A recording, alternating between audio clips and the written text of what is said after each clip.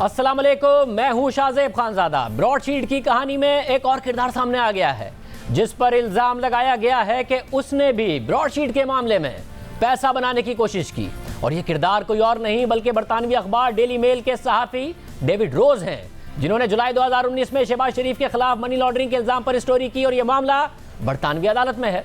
अब ब्रॉडशीट के सरबराह कावे मूसूवी ने दावा किया है कि अक्टूबर 2019 में बरतानवी सहाफ़ी डेविड रोज ने मेरी और शहजाद अकबर की मुलाकात कराई और हुकूमत पाकिस्तान के साथ मामला सेटल होने की सूरत में 2.5 लाख पाउंड कमीशन भी मांगा। जियो न्यूज के नुमाइंदे मुर्जा अली शाह से बात करते हुए कावे मूसूवी ने इस मुलाकात की तफसीलात बताई। David Rose told me that he knew Shahzad Akbar, so we met at my house and we had a chat. David Rose ने मुझे बताया कि वो शहजाद अकबर को जानते हैं, तो फिर मैंने डेविड रोज से अपने घर पे मुलाकात की और हमारी बातचीत हुई। मुझे डेविड रोज ने कहा कि वो मेरी मुलाकात कराएगा, जो बाद में उसने कराई भी। मगर मुझसे डेविड रोज ने साथ ये भी पूछा कि ये सब करके उसे क्या मिलेगा। उसने कहा कि उसे अपने घर पर चढ़ा बड़ा कर्जा वापस करना है। तो मैंने कहा कि जब मेरी रकम मिल जाएगी तो मैं तुम्हारा कर्ज उतार दूंगा, और उस पर हम दोनों ने हाथ मिलाया। मेरा ख्याल है कि उसके घर का 2,50,000 पाउंड का कर्ज था, और मैंने उसे कहा कि मुझे वैसे ही वकला की भारी फीस अदा करना पड़ेगी। अगर तुम ये मामला सेटल करा दो तो मुझे तुम्हारे घर का कर्ज अदा करने में कोई हर्ज नहीं होगा। यानी डेविड रोज जानता था कि अगर वो आपकी और पाकिस्तानी हुकूमत की डील करा दे तो उसके घर का लोन आप उतार देंगे। असल में ऐसा हुआ कि गुफ्तगू के दौरान डेविड रोज ने मुझे बताया कि वो शहजाद अकबर को जानता है और कहा कि मुझे इस सब में क्या मिलेगा।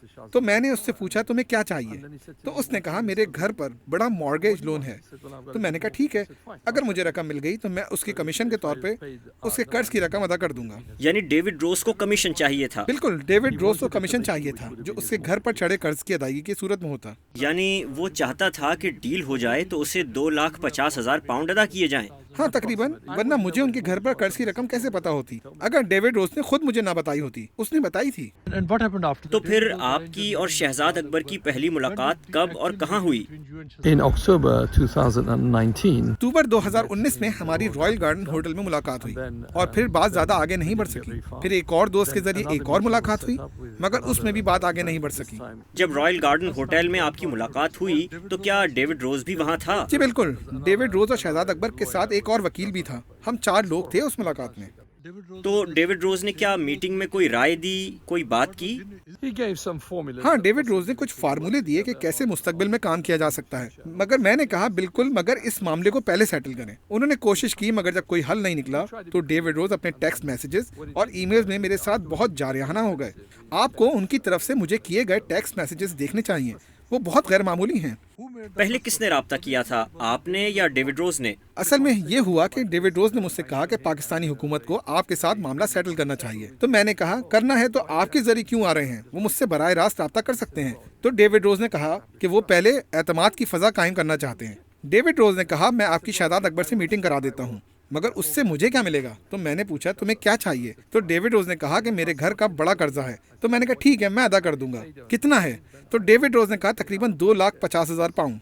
मुझे 30 मिलियन पाउंड मिलेंगे, मैं उसे कमीशन के तौर पर दे दूंगा। Corner from here. So David Rose is your neighbor. Well, he's not directly neighbour, but he's very near. He's within earshot, should we say?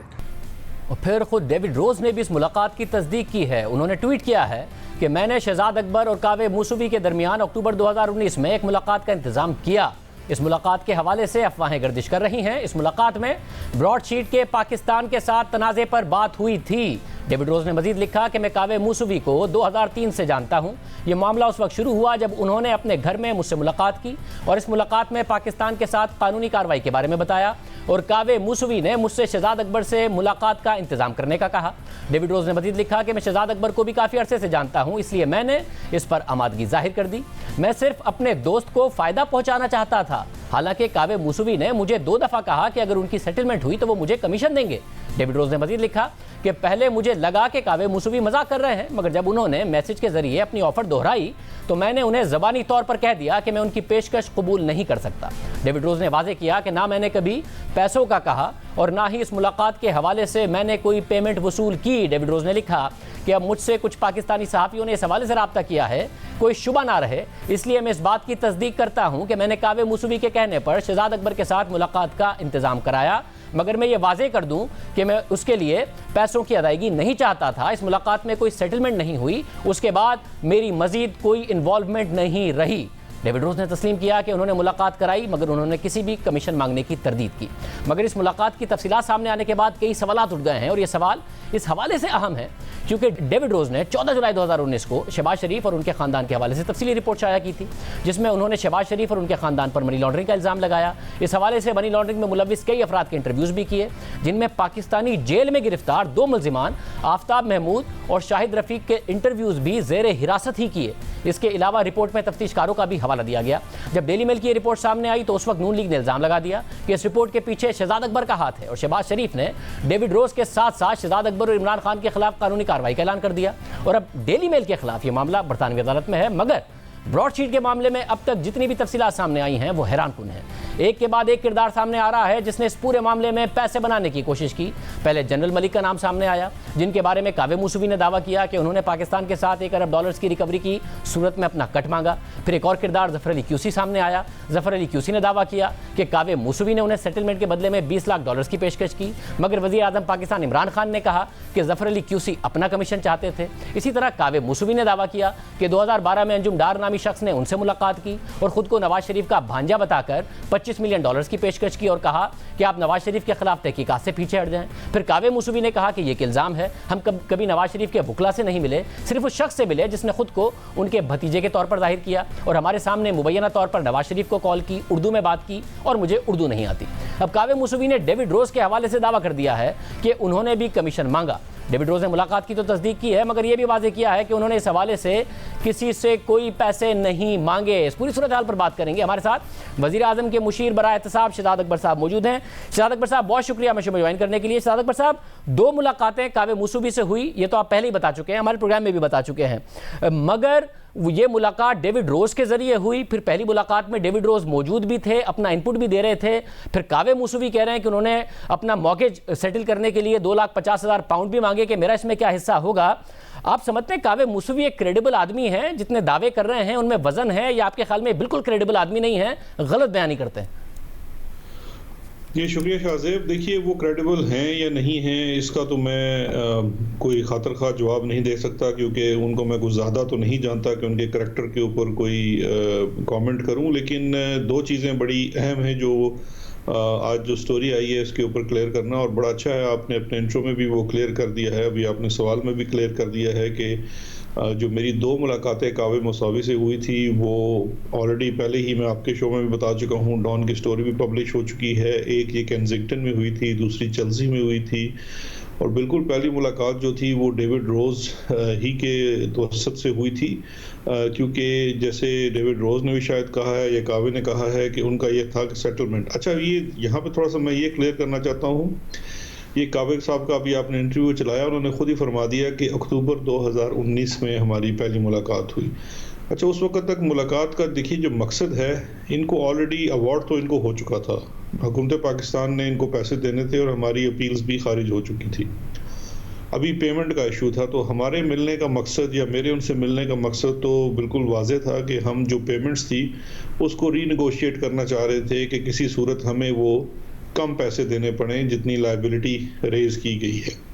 तो उस सूरत में एक पहली मुलाकात हुई जिसमें डेविड रोज मौजूद थे, उन्होंने मुलाकात करवाई, लेकिन उसमें मैं ये अर्ज़ करता चलूँ कि उन्होंने कोई इनपुट्स दी वो तो बात ही नहीं थी, क्योंकि उसमें कोई बड़ी लंबी चौड़ी बात नहीं हुई थी। सिंपल बात यही थी कि जी आपका ये जो अवार्ड है ये हम समझते हैं कि ये थोड़ा सा मुनासिब नहीं है, आप इसमें कोई हमारे साथ रियायत करें और इस अवार्ड की अमाउंट को कम करें तो गवर्नमेंट ऑफ पाकिस्तान फिर इसको पे करने का वो कर सकती है। जिसके ऊपर कावे मूसवी का ये कहना था कि कोर्ट की जजमेंट है, आपको लाजमन पे करने पड़ेंगे।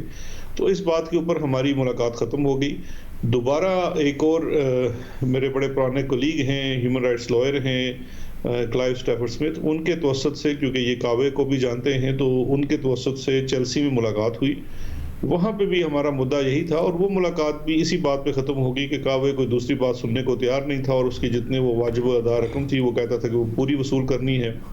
इसके ऊपर हमारी मुलाकात खत्म हो गई। इन दोनों मुलाकातों का अहवाल कावे मूसवी ने भी यही बताया कि आप कह रहे थे कि जी डिस्काउंट आप कर दे इसके ऊपर, और वो ये कह रहे थे आगे से कि भाई कोर्ट का फैसला आ चुका है, मैं क्यों आपको कोई डिस्काउंट करूं। मगर ये डेविड रोज के जरिए आपको मिलने की जरूरत क्या थी? मैं जानना चाह रहा हूं, क्योंकि आप बराह रास्त भी राब्ता कर सकते थे, डेविड रोज दरमियान में क्यों आते हैं? मैं दोनों चीज़ें बता देता हूँ। पहली चीज़ तो ये है कि जो उस मुलाकात में दूसरी एक अहम चीज़ थी जो जिसकी तरफ उनको शायद गिला भी है कावे मुसावी को, कि वो दोबारा से एंगेजमेंट की बात करना चाह रहे थे पाकिस्तान से, और उस सिलसिले में कुछ वो कहते थे कि जी मेरे पास और भी सबूत हैं। तो मैंने उनसे यही अर्ज़ किया कि पहले ऑलरेडी अगर हमारा रिलेशनशिप जो है वो इस वक्त को $30 मिलियन की उसके हर्जाने पे खड़ा है, तो आप इसमें कुछ कमी करें तो फिर हम इसको निगोशिएट कर सकते हैं कि आपको दोबारा सर्विसेज ली जा सकती या नहीं ली जा सकती, लेकिन वो हरगिज़ मेरी स्वाबदीद नहीं है। पाकिस्तान में गवर्नमेंट करेगी, उसमें अटॉर्नी जनरल का व्यू आएगा कैबिनेट के पास, तो वो उस चीज़ों से वो खुश नहीं थे। दूसरा जो आपने सवाल किया कि डेविड रोज की ज़रूरत क्यों आई, क्योंकि देखिए जो मुलाकात तय होनी थी वो तो कावे मुसावी और ये जो मेरे पास बात पहुंची, क्योंकि ये नेबर्स थे और शायद एक शहर से थे, तो डेविड रोज का ये कहना था कि कावे आपसे मिलना चाह रहे हैं अपने उसके लिए पेमेंट्स के बारे में। तो मैंने उन्हें कहा जी बिल्कुल, मैं वैसे भी उन दिनों लंदन जा रहा था तो मैं बिल्कुल इनसे मिल लूँगा। हमने अपने लॉयर से पूछा, उन्होंने कहा आप मिल सकते हैं, हम अपनी कोशिश कर चुके हैं, क्योंकि हमारे लॉयर्स भी ऑलरेडी कोशिश कर चुके थे कि इसमें किसी तरीके से रीनिगोशिएट करके कुछ सेटलमेंट करें जिसमें अमाउंट कम हो सके, लेकिन ऑफ कोर्स इनके पास जजमेंट थी तो वो नहीं कर रहे थे। तो इसलिए एक लास्ट एफर्ट के तौर पे बेबीमिन से मिल लिया। और उसमें अगर देखिए, अगर आप मुझे कहते हैं कि आप इनके साथ मुलाकात एक अच्छे माहौल में करवा सकते हैं तो मैं आपके तवसत से मिल लूँगा। इसी तरह से डेविड रोज है, सहाफ़ी है, उसने स्टोरीज़ की हुई थी, माजी में भी स्टोरीज़ कर चुके थे पाकिस्तान के ऊपर। मेरा उनसे चूँकि एक ताल्लुक था, सलाम दुआ थी। आपका ताल्लुक एक जर्नलिस्ट का और एक सोर्स का है डेविड रोज से, या एक दोस्त का है? नहीं, देखिए सोर्स का हरगिज नहीं है। डेविड रोज पाकिस्तान को पहले भी कवर कर चुके हैं और ये एक रिकॉर्ड की बात है, और जितनी भी स्टोरीज उनकी पाकिस्तान में रही हैं उसके लिए वो पाकिस्तान आते जाते थे। तो मेरा उनसे तो वैसे भी एक दोस्त के तौर पे ताल्लुक है। एक सोर्स जो होता है, अगर दोस्त के तौर पर ताल्लुक है तो उन्होंने आपको बताया था कि 2.5 लाख पाउंड या तो कावे मूसवी ने मुझे ऑफर किए हैं या मैंने कावे मूसवी से मांगे हैं? ऐसी कोई बात नहीं बताई उन्होंने? नहीं, ये चीज़ तो बिल्कुल मेरे इल्म में नहीं है। और जितना मैं तकरीबन डेविड रोज को 5-7 साल या शायद इससे ज़्यादा से जानता हूँगा, कभी मैंने डेविड रोज के अंदर ये चीज़ नहीं देखी, और ना ही मुझसे कभी कावे मुसावी ने ये बात की। मैं देखिए फेस वैल्यू पे दोनों लोगों से मिलता हूँ। डेविड रोज से थोड़ा सा ताल्लुक ज़्यादा पुराना है, वो काफ़ी पाकिस्तान में स्टोरीज कर चुके हैं। उन्होंने कहा कि ये मिलना चाह रहे हैं कावे, मैंने कहा जी बिल्कुल हम मिल लेते हैं, आप मीटिंग करवा दीजिए, इनफॉर्मल होगी। देखिए जो फॉर्मल मीटिंग्स होती हैं वो तो लॉयर्स के ऑफिस में भी हो जाती हैं, हम तो इनफॉर्मली एक कैफ़े में बैठे, इनसे हमने अर्ज़ की, उन्होंने नहीं बात मानी, बात वहाँ ख़त्म हो गई। और इम्प्रॉपर डीलिंग तो वहाँ पे आती है जब हम उनसे वो हमसे कोई फेवर मांग रहे हों। हम तो यानी कि डेविड रोज ने आपको ये भी नहीं बताया कि इन्होंने भी मुझे पैसे ऑफर किए हैं, ना ये बताया कि मैंने उनसे मांगे, ना ये बताया कि मुझे कावे मुसावी ने पैसे ऑफर किए कि मैं तुम्हारा मॉर्गेज सेटल कर दूंगा अगर तुम मेरा ये मामला सेटल करा दो? नहीं, मेरी याददाश्त में ऐसी कोई बात मुझसे दोनों ने नहीं की। और चूंकि ये अब एक दूसरे के ऊपर एक कह रहे हैं कि जी इन्होंने कहा मॉर्गेज सेटल कर दूंगा, दूसरे ने कहा कि तुम मॉर्गेज सेटल करा दो, तो मेरा ये ख्याल है कि ये आपस का देख ले मामला इनका क्या है, कि अगर ऐसा हुआ है नहीं हुआ है, लेकिन इट्स बेटर। मैं जानना चाहूंगा कि आपकी असेसमेंट में ये क्रेडिबल आदमी है नहीं? क्योंकि जब अंजुम डार की बात करे कावे मूसवी तो तहरीक इंसाफ कहती है देखिए जी नवाज शरीफ के ऊपर सच बता दिया इन्होंने। जब कावे मूसवी कहे $1 अरब तो वज़ीर आज़म इमरान खान तकरीर कर देते हैं कि जी अब पता चला है मुझे, हालांकि आपने बताया कि इसने उस जमाने में भी कहा था मगर कोई इन्फॉर्मेशन नहीं दी थी, मगर फिर वज़ीर आज़म ने इनके इंटरव्यू के बाद तकरीर कर दी। तो एग्जैक्टली एक क्रेडिबल आदमी है, तो फिर अगर उनके बारे में ठीक कहता है तो फिर डेविड रोज के बारे में भी ठीक कह रहा होगा, फिर जनरल मलिक के बारे में भी ठीक कह रहा होगा, या नहीं है? देखिए शाहजेब, इस वक्त मेरा ये ख्याल है कि इस चीज़ के ऊपर कोई बहुत ज़्यादा कमेंट करना, स्पेशली पाकिस्तानी गवर्नमेंट के साथ मुंसलिक होते हुए, जब उन्होंने आपके इल्म में होगा कि एक और केस उन्होंने जो है वो फीस से मुतल्लिका इस वक्त दाखिल कर दिया है, तो मेरा नहीं ख्याल है कि मुनासिब होगा कि मैं उनके करैक्टर को लेके अपनी कोई असेसमेंट दूँ। अगर मैं एक प्राइवेट सिटीजन होता तो मैं बिल्कुल खुल के अपनी असेसमेंट दे सकता था, लेकिन एक गवर्नमेंट जहाँ पे फिल वक्त भी एक लिटिगेशन चल रही है, मुनासिब नहीं होगा कि उनके करैक्टर को लेके मैं कोई असेसमेंट दूं। आप खुद असेस कर सकते हैं, आप आज़ाद हैं। वैसे मगर इनके पास सबूत के तौर पर ये कहते हैं मेरे पास टेक्स्ट मैसेजेस मौजूद हैं, उसके बाद भी मुझे बड़ी ईमेल्स की डेविड रोज ने और बड़ी सख्त ज़बान इस्तेमाल की जब ये डील सारी की सारी थ्रू नहीं हो सकी। तो अगर डेविड रोज आपके दोस्त हैं तो आप जानना नहीं चाहेंगे कि आपके दोस्त कितने ईमानदार हैं, या बीच में अपना कट चाहते थे मगर आपकी मुलाकातें करा रहे थे? मैं तो आपको भी अपना दोस्त तस्वर करता हूँ, मुझे क्या पता कराची में आप क्या करते रहते होंगे। मगर मैं ना आपकी कभी किसी से मुलाकात कराऊंगा, ना आप मुझसे मुलाकात का कहेंगे, ना आप और मैं तो कभी पर्सनली मिले भी नहीं है जिंदगी में। डेविड रोज से तो आपकी मुतादिद मुलाकातें हैं। नहीं, कुछ दोस्तों से मुलाकात हो जाती है, कुछ दोस्तों से मुलाकात नहीं होती, लेकिन मेन इशू यही है कि चूंकि एक ऐसा मामला जिसके अंदर मल्टीपल किस्म की लिटिगेशंस चल रही हैं, और बीइंग अ लॉयर और हैविंग अ लीगल बैकग्राउंड मैं अच्छी तरह से समझता हूं कि इस वक्त देखिए, अगर मैं डेविड रोज को लेके या ये जो कावे साहब हैं इनको लेके कोई अपना कमेंट दे दूं तो वो एक गलत पैराए में चला जाएगा। एक बड़ी सिंपल सी बात है, हाँ ये मैं ज़रूर चाहूँगा कि ये जो पूरे एलिगेशंस हैं जो वो जनरल मलिक के ज़माने से और अंजुम डार से शुरू होके अब डेविड रोज तक आ गए हैं, तो मेरी ये ज़रूर ख्वाहिश होगी कि इस वक्त जो कमीशन बनाया गया है गवर्नमेंट की तरफ से ब्रॉडशीट के ऊपर, वो इन तमाम चीज़ों को भी अपने सामने लेके आए। और अगर वो कावे के साहब के पास कोई टेक्स्ट हैं और डेविड रोज के पास कोई टेक्स्ट हैं, उनसे भी मेरी दरख्वास्त यही होगी कि वो कमीशन से शेयर कर लें। और साहब, गवर्नमेंट ऑफ पाकिस्तान करेगी क्या? क्योंकि हमारे नुमाइंदे मुर्जा अली शाह उनको वो स्टोरी पर काम कर रहे हैं, तो उन्हें अंजुम डार ने तो ये कंफर्म किया है कि वो तो लीगल प्रोसीडिंग्स करने जा रहे हैं। उन्होंने अपने लॉयर्स को कह दिया है कि जो इल्ज़ाम उन पर लगाया है उस हवाले से वो कानूनी चाराजोई करने जा रहे हैं। तो एक इल्ज़ाम उन्होंने पाकिस्तानी जर्नल पर लगा दिया, एक आपके दोस्त डेविड रोज पर लगा दिया। हुकूमत पाकिस्तान और जनरल मलिक के हवाले से क्या कार्रवाई करेगी, और आप अपने दोस्त डेविड रोज से कहेंगे कि इनके खिलाफ कार्रवाई करें? आई थिंक आप थोड़ा सा ज़्यादा जोर दे रहे हैं कि मेरे दोस्त डेविड रोज, लेकिन चले आपकी वो मर्जी है। डेविड रोज बरतानिया में हैं, कावे बरतानिया में हैं। कावे ने बड़ा सीरियस एलिगेशन लगाया है डेविड रोज पे, और डेविड रोज ने सीरियस एलिगेशन लगाया है कावे पे। मैं समझता हूँ दोनों आज़ाद हैं, एक दूसरे के खिलाफ कार्रवाई कर सकते हैं, बड़ी अच्छी बात है। जहाँ तक जनरल मलिक की बात है, तो जिस तरह से मैंने पहले अर्ज़ किया कि उसकी कोई आइडेंटिफिकेशन तो हमारे पास है नहीं, और अगर कोई शख्स पाकिस्तान का, चाहे वो ऑफिशियल हो या ना हो, अगर वो कोई भी इस तरह का काम करता है, कमीशन मांगता है, तो वो तो उसका अपना एक पर्सनल एक्ट है। वो गवर्नमेंट ऑफ पाकिस्तान तो ना ही उसको सपोर्ट कर सकती है, ना ही उसके लिए किसी के ऊपर कोई डेफेमेशन का सूट कर सकती है। तो ये जो साहब भी उनको करना चाहिए। जहाँ तक हुकूमत का ताल्लुक है, इस तमाम मामले को लेके फेडरल गवर्नमेंट ने एक कमीशन बना दिया। उस कमीशन को कुछ टीओआर्स दे दिए कि उन्होंने इन फैक्चुअल चीज़ों की डिटर्मिनेशन करनी है, और उसमें जो भी उनकी फाइंडिंग्स होंगी वो आवाम के सामने लाई जाएंगी। तो आई थिंक जो गवर्नमेंट ऑफ पाकिस्तान का रोल है वो तो बड़ा, उस कमीशन की हद तक बड़ा स्ट्रेट फॉरवर्ड है। और मुझे ये बताइएगा कि ज़ाहिर जो 2019 में स्टोरी आई शरीफ ख़ानदान के खिलाफ, तो उन्होंने कहा कि इसके पीछे आप हैं, आपने डिनाई किया कि भाई मैं नहीं हूँ इसके पीछे। अब डेविड रोज को एक्सेस इतनी मिली थी कि वो जो जेल में कैद लोग थे उनके भी इंटरव्यूज़ उन्होंने कर लिए थे। अब मैं दोहराऊंगा, आपको बुरा ना लगे, डेविड रोज आपके दोस्त, आपके ही तवस्सुस से जाके ये सारा का सारा काम उन्होंने किया, आप ही उनकी सोर्स थे? नहीं, मैं उनकी सोर्स हरगिज़ नहीं था। मेरे तवस्सुत से भी उन्होंने ये काम नहीं किया। ये बड़ा मैं कैटेगोरिकली क्लियर करना चाहता हूँ। दूसरी चीज़ ये है, जहाँ तक शरीफ ख़ानदान की ताल्लुक है, तो उन्होंने कोई ज़्यादा शराफत का सबूत तो दिया नहीं। उस वक्त दावा किया था कि मेरे ऊपर भी केस करते। अगर मेरे ऊपर केस करते तो मैं भी पार्टी बन जाता, तो मैं उनको बेहतर उनकी चीज़ों के ऊपर जवाब दे सकता था, क्योंकि मेरे ऊपर तो एलिगेशन ये है कि स्टोरी मैंने करवाई है। तो ये एलिगेशन तो फिर उनको साबित करनी पड़ती कि मैंने स्टोरी करवाई है। तो इस हद तक जब उन्होंने केस दाखिल नहीं किया, बल्कि मुझे लीगल नोटिस तक नहीं दिया, तो इसका मतलब है कि अपने इस दावे से तो वो मुकर गए। मगर आपने ये भी कहा था अगर वो नहीं करेंगे तो मैं खुद हिस्सा बनूंगा जाके। तो अब ये जब जा रहा है लीगल प्रोसीडिंग्स में, तो फिर आप खुद जाके हिस्सा बनेंगे लंदन में इस केस में?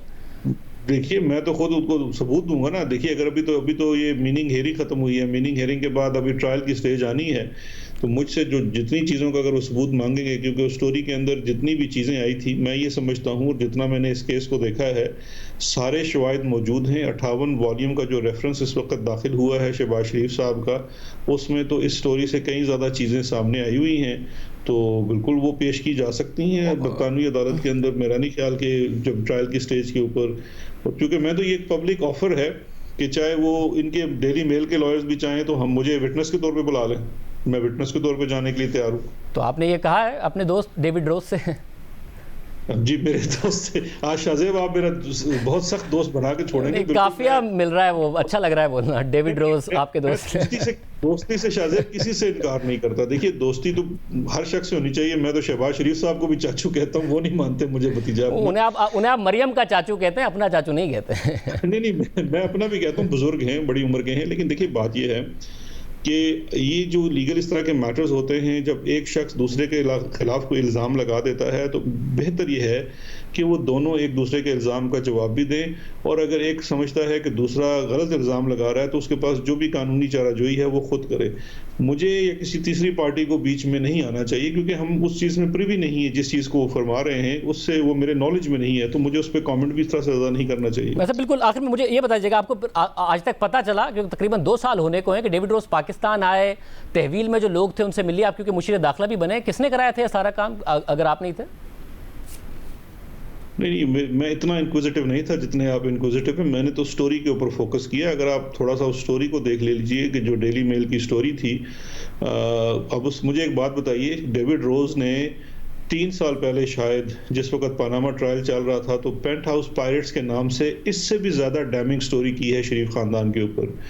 अब क्या उस वक्त भी शहजाद अकबर ने एक्सेस दिलवाई, सारी स्टोरी दे दी? उस वक्त तो शहजाद अकबर कहीं भी नहीं था, एक प्राइवेट सिटीजन था, एक प्रैक्टिसिंग लॉयर था इस्लामाबाद के अंदर। मगर इस दफा तो वो पाकिस्तान आए और जो लोग कैद में थे उनके इंटरव्यूज करके चले गए। मैं इसलिए पूछ रहा हूँ कि अगर आपके इल्म में हो ये कैसे हुआ सारा मामला। नहीं शाहजेब, मैं सिर्फ ये कहना चाह रहा हूँ कि अगर डेविड रोज शहजाद अकबर के मुशीर या SAPM बनने से पहले भी पाकिस्तान पे स्टोरीज कर रहा है, जिसके अंदर उसकी बड़ी, समझिए कि उसके पास इंफॉर्मेशन होती है, हुकूमती इंफॉर्मेशन होती है, तो इसका मतलब ये है कि उसका सोर्स शहजाद अकबर के सिवा ही कोई और शख्स होगा, वो मैं नहीं हूँ। जो चीज़ें छपी हैं, अगर आप शहबाज शरीफ और उसके ख़ानदान के ख़िलाफ़ फाइल हुए हुए रेफरेंस के 58 वॉल्यूम्स को उठा के देख लीजिए, तो जो कुछ उसके अंदर लिखा हुआ है वो इनकी स्टोरी से भी बहुत ज़्यादा है।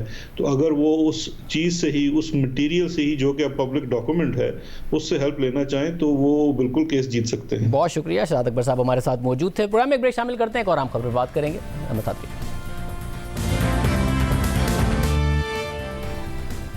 सेनेट इंतखाबात के टिकट जारी करने के मामले पर पाकिस्तान तहरीक इंसाफ अपने ही कारकुनों की तरफ से तनकीद की जद में है। वज़ीर आज़म इमरान खान ने जिन लोगों को उम्मीदवार बनाया उनमें से कुछ के खिलाफ पार्टी के अंदर से ही आवाज़ें उठ रही हैं। तहरीक इंसाफ सेंट्रल सिंध रीजन के अहदेदारों ने गवर्नर सिंध इमरान इस्माइल को खत लिखकर फैसल वाउडा और टेक्नोक्रेट सीट पर नामजद सैफुल्ला अबड़ो को टिकट देने के फैसले को गलत करार दिया है। अहदेदारों का मौक़िफ़ है कि अगर फैसल वाउडा नाअहल हो गए तो सीट खतरे में पड़ जाएगी। आज जियो न्यूज़ के प्रोग्राम कैपिटल टॉक में वफाकी वजीर असद उमर ने बताया कि फैसल वाउडा को टिकट उनकी अपनी ख्वाहिश पर दिया गया है, क्योंकि अदालत का फैसला उनके खिलाफ आ सकता है। असद उमर ने तस्लीम किया कि सूबाई रहनुमाओं का एतराज़ जायज़ है। उनका एतराज़ जो है वो समझ में आने वाला एतराज़ है। बड़ी ऑब्वियस सी बात है कि ये एक MNA हैं, सिटिंग MNA हैं, तो उनको सेनेट का टिकट क्यों दिया जा रहा है। दूसरी तरफ जिस वजह से फैसल वाउडा साहब ने ये अपनी तरजीह का इजहार किया कि वो सेनेट में शिफ्ट होना चाहते हैं, वो बात भी समझ में आने वाली है। आपको पता है उनका केस है, उसका पता नहीं फ़ैसला क्या आएगा, लेकिन रिस्क है कि वो फ़ैसला उनके ख़िलाफ़ भी जा सकता है। और इसलिए वो उनकी तरजीह इस वक्त ये थी कि वो सेनेट के अंदर अगर शिफ्ट कर दिए जाएं, और पुराने लीडर हैं, सीनियर हैं, पार्टी में वफाकी वज़ीर हैं, तो उनकी तरजीह का ख्याल रखते हुए फ़ैसला किया गया। तो समझ में आती है, जिन लोगों को उसके ऊपर तहफ़्फ़ुज़ात हैं वो भी समझ में आते हैं। सिंध से तहरीक इंसाफ के अहदेदारों के खत में मजीद कहा गया है कि टेक्नोक्रेट सीट के लिए नामजद सैफुल्ला अबड़ो पर करप्शन के इल्जामात और नैब केसेस हैं। सैफुल्ला अबड़ो पार्टी के कुछ ताकतवर लोगों के ATM के तौर पर जाने जाते हैं। अहदेदारों ने खबरदार किया कि फैसले पर नजरसानी ना की गई तो बल्दियाती इंतखाबात पर असरअंदाज होंगे। बलूचिस्तान में भी PTI रहनुमाओं के एतराज़ के बाद वज़ीर आज़म ने अब्दुल कादिर से टिकट वापस ले लिया था, मगर इस पेशरफ्त के पीछे भी एक कहानी है। कुछ रोज़ कबल खुद वज़ीर आज़म ने कहा था कि बलूचिस्तान में सेनेटर बनने के लिए रेट 50 से 70 करोड़ रुपए तक जा रहा है। इस वक्त बलूचिस्तान में एक सेनेटर बनने का जो रेट जा रहा है 50 करोड़ से 70 करोड़ पे जा रहा है। एक सेनेटर बनने के लिए तकरीबन 50 से 70 करोड़ रुपए वो खर्च करेंगे बनने के लिए। वो जो इतना पैसा खर्च करेगा वो कोई हातमताई तो नहीं है, वो आके पैसा बनाएगा। और फिर बाद में बलूचिस्तान से तहरीक इंसाफ के रहनुमा बाबर यूसुफ ज़ई ने एक इंटरव्यू में इंकशाफ किया कि अब्दुल कादिर नामी शख्स के बारे में इमरान खान को शिकायत की गई थी कि वो सेनेटर बनने के लिए 50 से 70 करोड़ रुपए खर्च करके हॉर्स ट्रेडिंग की कोशिश कर रहे हैं, लेकिन फिर पार्टी टिकट अब्दुल कादिर को ही दे दिया गया। इमरान खान हमारी पार्टी के चेयरमैन हैं, वो जो हॉर्स ट्रेडिंग की बात कर रहे थे कि 50 करोड़ से 70 करोड़ में बलूचिस्तान में वोट बिक रहा है, तो मैं खुद और हमारी क़यादत ने वज़ीर आज़म इमरान खान तक जो कंप्लेन पहुंचाई थी उसमें इन्हीं शख्स का हमने नाम दिया था और इन्हीं शख्स का जिक्र किया कि अब्दुल कादिर साहब ये हॉर्स ट्रेडिंग कर रहे हैं इस्लामाबाद में बैठ के, और 50 से 70 करोड़ रुपए वो इन्वेस्ट करके PTI से सेनेटर बनना चाहते हैं। फिर 2 रोज कबल जियो न्यूज़ के प्रोग्राम नया पाकिस्तान में बात करते हुए तहरीक इंसाफ सेंट्रल बलूचिस्तान रीजन के सदर मुनीर बलोच ने यह भी कहा कि पार्टी के सेक्रेटरी जनरल आमिर कियानी को बता दिया था कि अब्दुल कादिर का PTI से कोई ताल्लुक नहीं है, फिर भी उन्हें टिकट दे दिया गया। अब्दुल कादिर साहब को ज़ाती तौर पे ना मैं जानता हूँ, ना हमारे पाकिस्तान तहरीक इंसाफ का यहाँ कोई भी बंदा जानता है। 7-8 दिन पहले ये बातें चल रही थी कि बलूचिस्तान अवामी पार्टी बाप की तरफ से वो आ रहे हैं, उनको टिकट मिलेगा। ये चलते चलते पता चला कि उन्होंने टिकट नहीं दिया और साथ ही वो पीटीआई में आ गए, बल्कि पीटीआई में आने से पहले ही उनको टिकट दे दिया गया। मैं हमारे जो जनरल सेक्रेटरी हैं आमिर कियानी साहब, मैं उनसे जाके मिला, मैंने अपने तहफ़्फ़ुज़ात का इज़हार किया कि बाबा आप जिनका नाम ले हैं, जिनको आप टिकट दे रहे हैं, वो तो बलूचिस्तान अवामी पार्टी में हैं, उनका पीटीआई से तो ताल्लुक़ ही नहीं है। तो उन्होंने तो हमें यकीन दहानी करवाई कि ऐसा कुछ भी नहीं होगा, और रातों रात ये तब्दीली आई और वो जाके टिकट जो है उनको दे दिया, जिनका पीटीआई से किसी तरह भी ताल्लुक़ नहीं रहा है। सूबाई रहनुमाओं के एहतजाज के बावजूद बलूचिस्तान से अब्दुल कादिर को जनरल सीट के लिए सेनेट टिकट जारी किया गया, लेकिन जब मामला मीडिया में आया तो उनसे टिकट वापस लेकर ज़हूर आगा को दिया गया। सेनेट के टिकट से मुतालिक तहरीक इंसाफ पर तनकीद हो रही है, मगर इस पार्टी के उम्मीदवारों में चित्राल से ताल्लुक़ रखने वाली फलक नाज भी हैं, जो कई साल से पार्टी की कारकुन हैं और अपने इलाके से नामजद होने वाली पहली उम्मीदवार हैं। सेनेट इंतखाबात ओपन बैलेट से कराने के लिए हुकूमत ने सुप्रीम कोर्ट से राय तलब कर रखी है और इस हवाले से आज भी आम समाअत हुई। सुप्रीम कोर्ट ने चीफ इलेक्शन कमिश्नर और इलेक्शन कमीशन के तमाम अराकीन को कल अदालत में तलब कर लिया है। चीफ जस्टिस गुलजार अहमद का कहना था कि हम चीफ इलेक्शन कमिश्नर से सवालात करना चाहते हैं। जस्टिस गुलजार अहमद ने रिमार्क्स दिए कि इलेक्शन खुफिया हो मगर शिकायत पर उसकी जांच पड़ताल हो सके।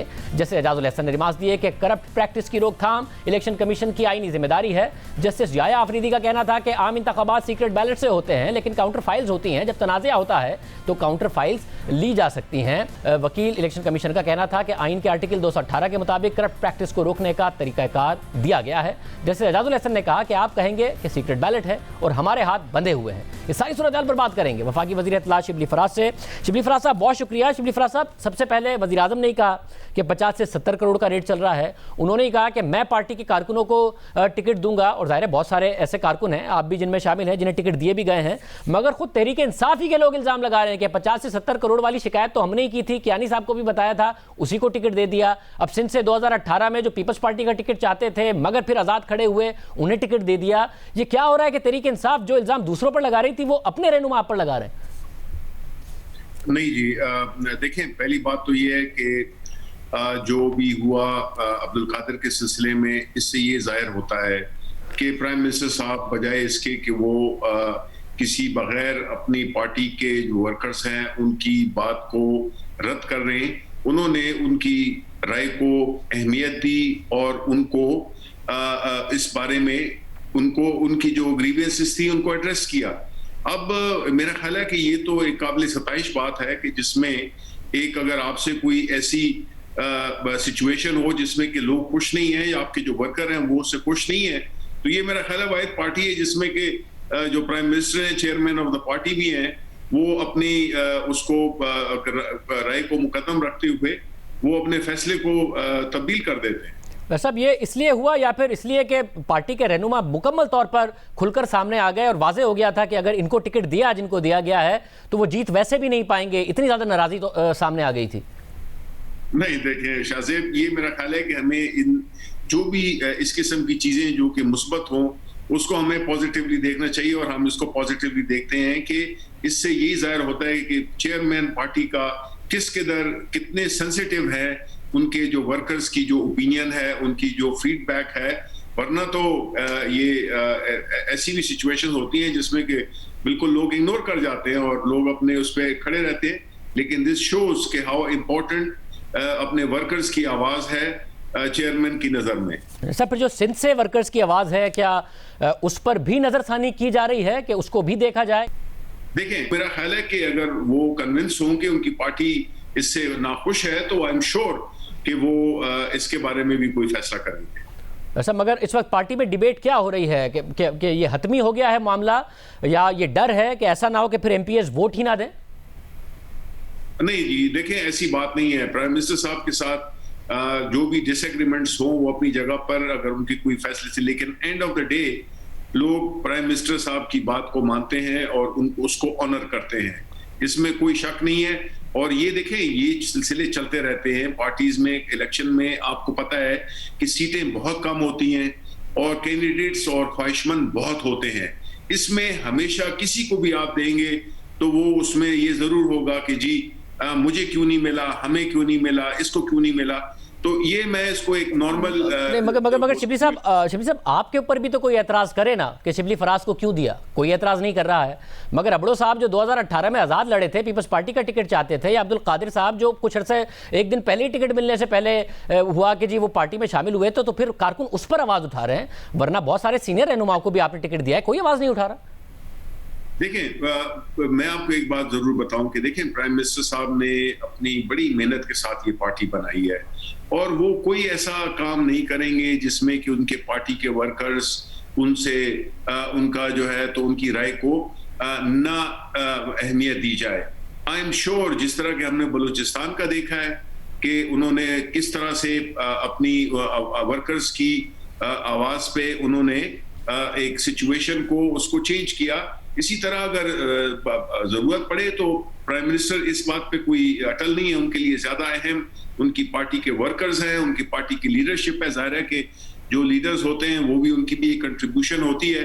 तो आई एम श्योर कि जो वो इस वक्त जो सिचुएशन है अगले 3-4 रोज में वो डेफिनेटली फाइनल हो जाएगी। सब और अगर या तो असेंबली से तरमीम हो जाती या अदालत का अभी तक फैसला आ गया होता कि सीक्रेट बैलेट नहीं होगा, ओपन बैलेट होगा, तब भी अब्दुल कादिर से टिकट वापस ले लिया जाता।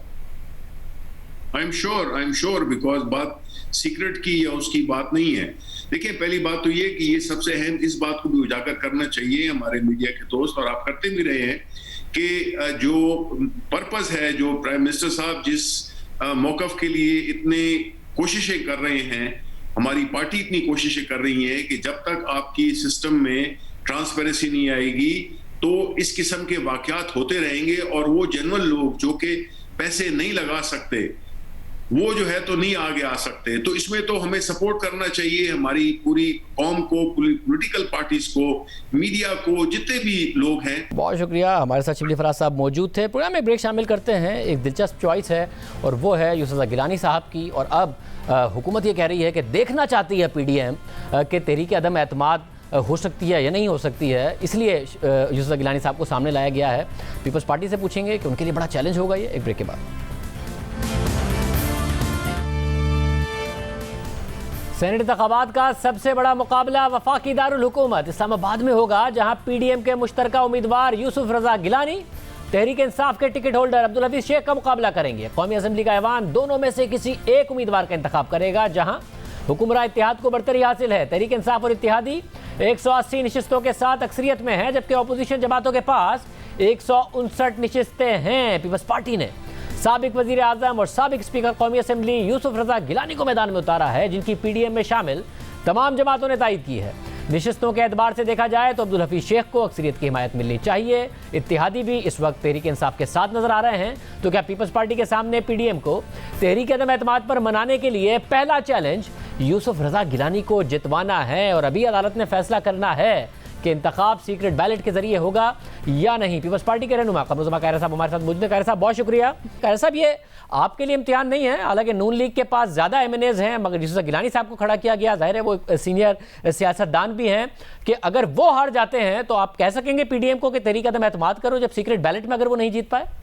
देखिए, पहली बात तो यह है कि अभी सीक्रेट बैलेट का तो माहौल है नहीं ना। गवर्नमेंट जो कानून बनाए बैठी है वो तो ओपन बैलेट का है, लेकिन शाहजेब असल में मसला ये है कि गिलानी साहब को वोट और मिलने का इम्कान मौजूद है, इसलिए कि बहुत सारे लोग वो हैं जो जमाती सेटअप पे नहीं है और इत्तेहादी हुकूमत के साथ बिठाए गए हैं। आपको पता है, आप कराची से हैं, और खालिद मकबूल सदीकी साहब भी पिछले दिनों उन्होंने कहा कि हमें समझ नहीं आती हम क्यों बैठे हुए हैं। अगर उनका लीडर जो वजीर भी है वो ये कह रहा है, उनके बाकी MNAs का क्या हाल होगा? काफ लीग को सीट तो दे दी गई, लेकिन काफ लीग के अंदर भी फ्रस्ट्रेशन का लेवल क्या है खान साहब के लिए, ये भी आपके इल्म में है। बहुत सारे मेंबर्स और भी हैं, और गिलानी साहब जिस इलाके से है, जनूबी पंजाब के लोगों से, जनूबी पंजाब महाज से जो एडजस्टमेंट हुई थी वो सूबे की थी, और आज 3.25 साल बाद भी खान साहब जहाँ खड़े हैं तो वहाँ के लोगों के ऊपर बहुत बड़े प्रेशर्स हैं। इसी तरह जो मुल्क के अंदर महंगाई है, बेरोजगारी है, लाकानूनियत है, उससे जो अमूमी एक दबाव बढ़ रहा है इत्तेहादियों पे भी और हुकूमत के अपने रैंक्स में भी, उससे हो सकता है कि लोग ऐसा करें। और आप सियासत में ये चांसेस तो लेते हैं सब तो अगर ये हो गया और यूसुफ गिलानी साहब जीत गए तो फिर पीपल्स पार्टी पीडीएम में ज्यादा पुश करेगी इस बात के लिए कि जी इस्तीफों से पहले, दूसरे मामलात से पहले आप नो कॉन्फिडेंस के लिए जाएं, या आपके ख्याल में नो कॉन्फिडेंस में और इस इंतखाब में बहुत ज्यादा फर्क है? पहली बात तो ये है कि अगर हुक्मरान जमात और हुक्मरान इत्तेहाद सेनेट का ये इंतखाब हार जाता है तो फिर किसी नो कॉन्फिडेंस की जरूरत रह जाती है।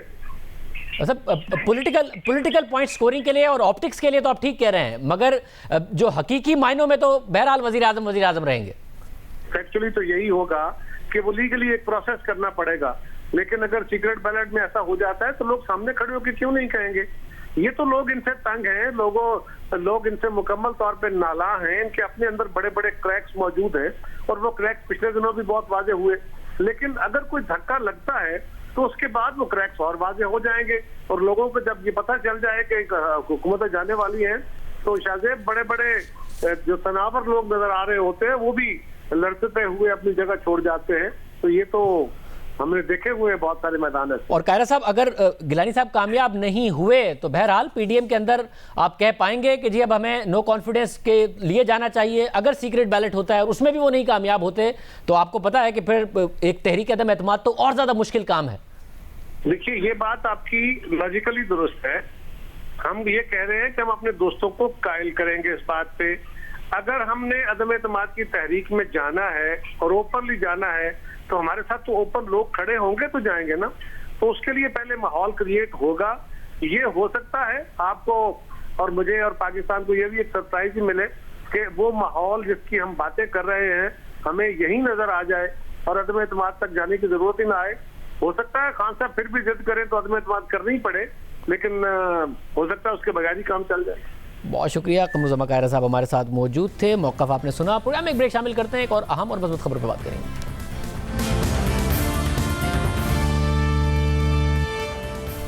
मुल्क की मईशत के लिए मस्बत खबर सामने आई है। बैरून मुल्क से आने वाली तरसीलात मुसलसल 8वें माह $2 अरब से जायद रही हैं।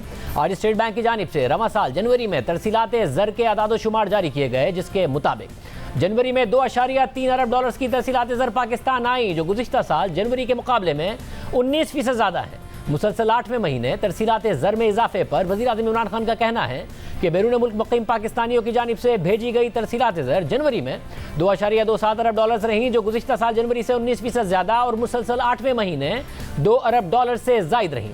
आज की तारीख तक रवां माली साल में गुज़िश्ता साल के मुकाबले में तरसीलात ज़र में 24% इजाफा रहा है। यह हमारे मुल्क के लिए एक रिकॉर्ड है और मैं अपने बैरून मुल्क पाकिस्तानियों का शुक्रिया अदा करना चाहता हूँ। अब अहम सवाल यह है कि क्या तरसीलात ज़र का यह सिलसिला कोरोना के बाद सफ़र शुरू होने के बाद भी बरकरार रहेगा या नहीं। जब हमने यह सवाल गवर्नर स्टेट बैंक रज़ा बाक़िर और वज़ीर ख़जाना डॉक्टर हफीज़ शेख के सामने रखा तो देखिए उन्होंने क्या जवाब दिया। दो क्या आपके कंसर्न है कि जब कोरोना के बाद जब सफ़र खुलता है तो कहीं वापस से दो फैक्टर्स की वजह से एक्सटर्नल साइड पर प्रेशर ना, एक तो सर्विसेज सेक्टर के एक्सपोर्ट की वजह से, साथ में हुंडी हवाला ना दोबारा शुरू हो जाए, जिसकी वजह से रेमिटेंसेज ऑफिशियल चैनल से आना फिर ना कम हो जाए। ये सर्विसेज सेक्टर की एक्सपोर्ट बढ़ना और हुंडी हवाला, ये दो कंसर्न है या आपके ख्याल में ये नहीं होगा? जी, ये अगेन शाहजेब साहब, आपने दोनों जो कंसर्न्स रेज किए हैं ये बिल्कुल जायज़ हैं और हमें जो है इन चीज़ों को एक अलर्टनेस और होशियारी से मैनेज करना है। तो आपको मैं अश्योरेंस दे रहा हूँ कि हम ये सब चीज़ें जो हैं इंशाल्लाह आपकी तवक्कात पे पूरा उतरने के लिए हर स्टेप लेंगे। कोविड की वजह से ये हुआ है कि काफी सारे लोगों ने हुंडी हवाला का सिस्टम छोड़ के आप दूसरे जो रास्ते हैं वो अपनाए हैं और एक दफा जब आप एक रास्ते पे आ जाएं तो स्टेटस को बायस होता है, आप उसी पे चलते रहते हैं। दूसरी जो इसमें बड़ी अहम बात है वो ये है कि एक इनिशिएटिव है गवर्नमेंट और स्टेट बैंक का, पाकिस्तान रेमिटेंस इनिशिएटिव। इसमें हम इंसेंटिव देते हैं उन लोगों को जो हमारे वर्कर से पैसे जमा करके ऑफिशियल चैनल के थ्रू भेजते हैं। इन इंसेंटिव्स को हमने इस फिस्कल ईयर में गवर्नमेंट ने बढ़ाया और उसका अभी पे बैक आ रहा है।